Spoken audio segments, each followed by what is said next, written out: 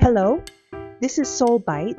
Today we're going to make Korea's representative dish, beef bulgogi. It's become so popular here in the US that you can easily find thinly sliced meat sold in packs at the grocery store, specifically labeled bulgogi. Alright, let's go over the ingredients you'll need. You'll want about 2 pounds of thinly sliced beef. Cuts like beef chuck, round, or sirloin work great. Just make sure it's a lean cut, with lots of meat and very little fat. For the vegetables, grab 1 medium-sized onion, about 1/3 to 1/2 of a medium carrot, and 2 stalks of green onion. And here is my secret ingredient, half of a Korean pear.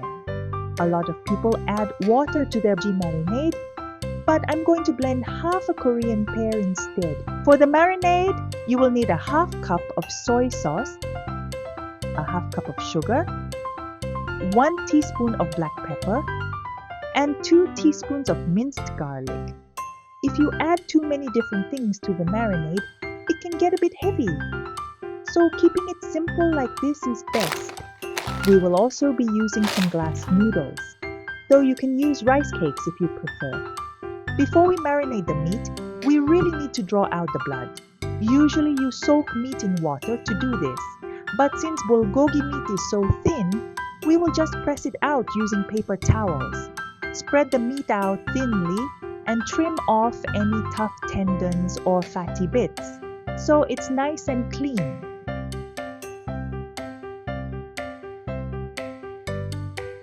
Just like you see on the screen, go ahead and place the prepared meat into a large bowl to marinate it. Now, let's mix the marinade.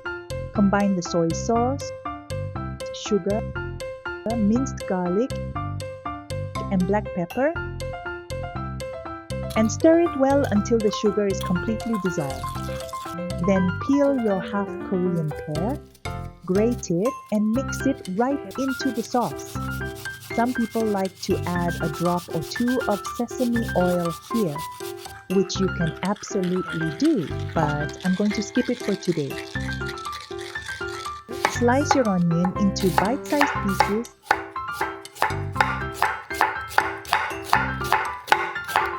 and add it to the meat along with the marinade.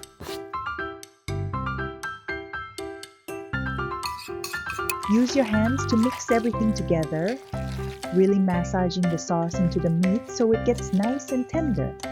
Bulgogi gets better and juicier as it marinates.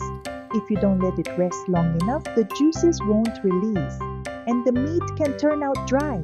So put it in an airtight container and let it rest in the fridge for at least 4 to 5 hours. If you're having guests over, I highly recommend marinating it a day in advance for the absolute best results. Let's take out our beautifully marinated meat. Giving it this time to rest in the fridge ensures it will be super tender and full of juices.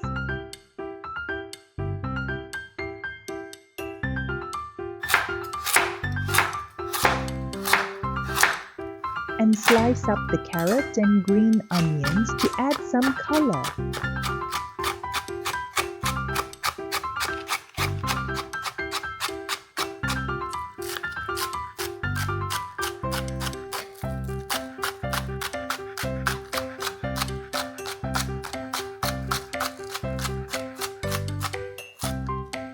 Before we start cooking, pour some hot water over your glass noodles to let them soften.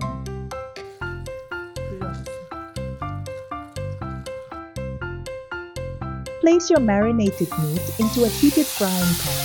Since the beef is so thin, it won't take long to cook. Keep turning it so it cooks evenly.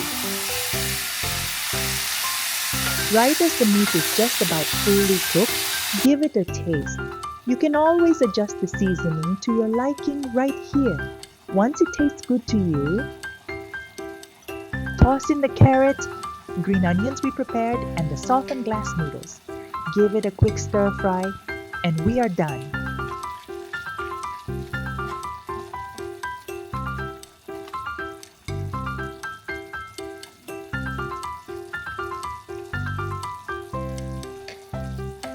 Wow, look at how juicy this bulgogi is.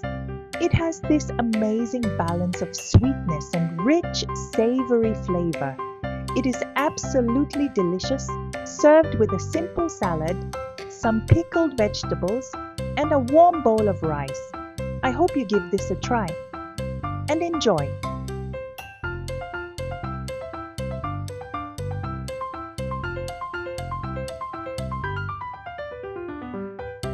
Thank you so much for watching today.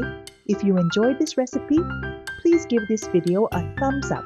And don't forget to subscribe to Seoul Bite for more easy and delicious Korean recipes. I would absolutely love to hear from you. So let me know in the comments below how your bulgogi turned out or what you'd like to see me cook next. I can't wait to see you in the next video. Bye for now.